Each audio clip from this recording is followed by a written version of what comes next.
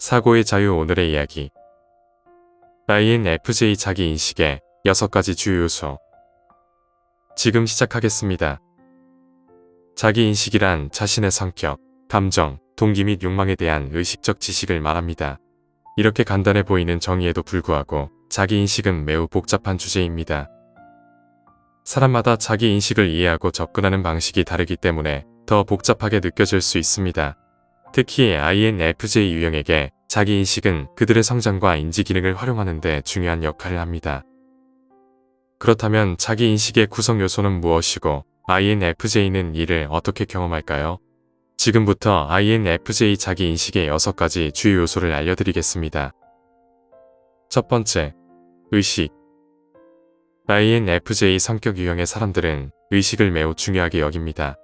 의식이란 내적 및 외적 존재에 대한 인식을 말하며 이는 INFJ의 모든 생각과 느낌에 영향을 미칩니다. INFJ는 개념, 패턴, 결과, 경험 및 인간 행동을 지속적으로 분석하며 이를 통해 삶에 대한 깊은 통찰을 얻습니다. 이들은 평균적인 사람보다 더 많이 의식을 활용한다고 할 수 있습니다. INFJ는 정보에 대한 타고난 관심과 무의식적인 경향 덕분에 매우 자기인식이 높은 사람들로 알려져 있습니다. 그러나 이 성격 유형이 경험하는 높은 수준의 의식은 때로는 축복이자 저주가 될 수 있습니다. 그들은 외향적 인지 감각과 감정 기능 덕분에 주변 환경을 매우 민감하게 인식합니다. 이는 때로는 너무 많은 정보를 처리해야 하거나 스트레스를 유발합니다. INFJ는 정보를 스펀지처럼 무의식적으로 흡수한 후 나중에 내부 세계를 정리하며 되새기게 됩니다. 다행히도 이는 그들이 내부 세계와 조화를 이루고 상상력과 내적 생각에 연결된 상태로 유지할 수 있게 도와줍니다. 두 번째, 자기 지식. INFJ는 자신이 누구인지 이해하는 것을 매우 중요하게 생각합니다. 이들은 믿음, 가치관, 동기 등을 포함한 자기 지식을 깊이 있게 발전시키고자 합니다. 청소년기에는 혼란과 자기 소외를 경험할 수 있지만 시간이 지나면서 자신에 대한 이해를 깊이 있게 확장하게 됩니다. INFJ는 항상 자신이 외톨이처럼 느껴졌던 세상에서 자신이 누구인지, 어디에 속하는지를 해결하려고 노력합니다. 이를 위해 자신의 믿음, 가치관 및 동기를 질문하며 내적 지식을 뒷받침할 논리적 추론과 자기 확신을 개발합니다. 이는 INFJ가 다수의 의견을 따르지 않고 자신만의 길을 찾아가는 데 도움을 줍니다. 이 과정에서 INFJ는 자신의 능력을 실험하고 자신에게 기대되는 것만을 수행하는 압박 없이 자신의 독특한 본성을 즐기며 궁극적으로 내면의 탁월함을 발견할 수 있게 됩니다. 자기 지식의 발전은 INFJ가 더 나은 자신이 되기 위해 끊임없이 노력하게 만드는 중요한 요소입니다. 세 번째, 감정지능. INFJ 유형은 감정지능 면에서 독특한 도전 과제를 안고 있습니다. 감정지능은 자신의 감정을 이해하고 관리하며 다른 사람들의 감정을 인식하고 영향을 미치는 능력을 뜻합니다. INFJ는 다른 사람들의 감정을 잘 파악하고 공감하는 능력을 타고났습니다. 주변 사람들의 감정을 잘 이해하고 그들에게 영향을 주는 능력은 매우 뛰어납니다.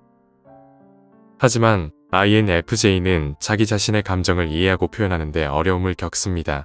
이는 단지 취약함을 드러내기 어려워서가 아니라 자신이 무엇을 느끼고 있는지를 알아내는 것이 힘들기 때문입니다. INFJ는 다른 사람의 감정을 자신의 감정으로 착각할 수 있으며 감정이 깊게 기대되는 순간에 감정을 느끼지 못하거나 무감각하다고 느낄 수 있습니다. 따라서 내부 감정지능은 외부 감정지능과 비슷한 수준에 도달하기 어렵습니다. 네 번째, 자기 수용. 자기 인식의 네 번째 요소는 자기 수용입니다. INFJ는 자신을 받아들이는 데에도 어려움을 겪습니다. 자기 비판적인 성향 때문에 자신이 가진 특이함과 차이를 받아들이는 데 시간이 걸립니다. 어느 날은 자신을 받아들이고 자신감을 느끼다가도 다음 날에는 자신을 무능하고 불완전하다고 느끼기도 합니다.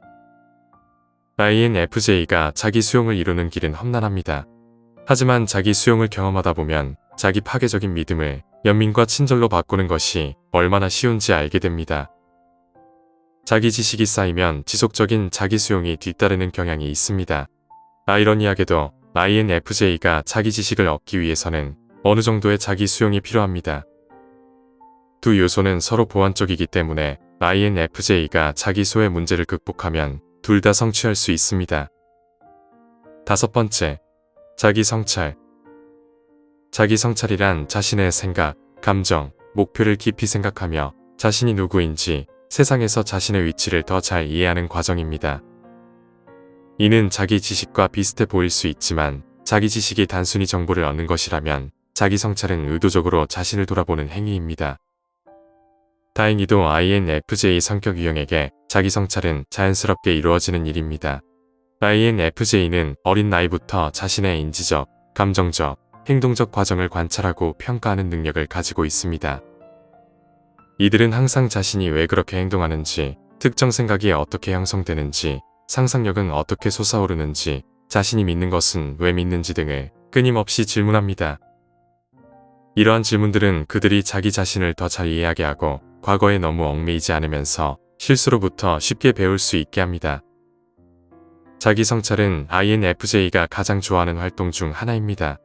그들의 내적 세계에서의 깊은 탐구는 때로는 부정적인 영향을 미칠 수 있지만 개인적인 성찰을 멈출 수는 없습니다. 6번째, 영적 성장. 자기 인식의 마지막이자 가장 논란이 많은 요소는 영적 성장입니다.